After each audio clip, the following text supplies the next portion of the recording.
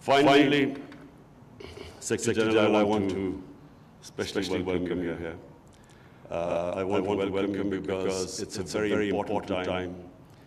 I think the UN must play its part. I don't say it as political point scoring. I really am worried of what is happening in India. And it's not just me who's worried. If you look at the demonstrations in India, what's going on, the civil society, the intellectuals, the opposition party members, everyone is worried what's happening there. I know India.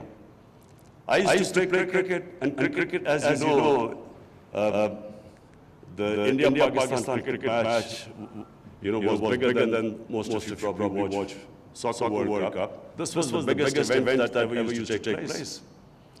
And I can tell you, this is not the India I know. This is not the India of Nehru and Gandhi. This is something unique that's happening.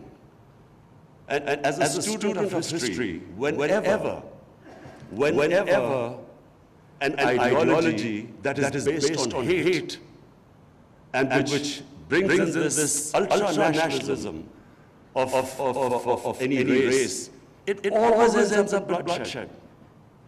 This ideology was inspired by the Nazi Germans, by the Nazis.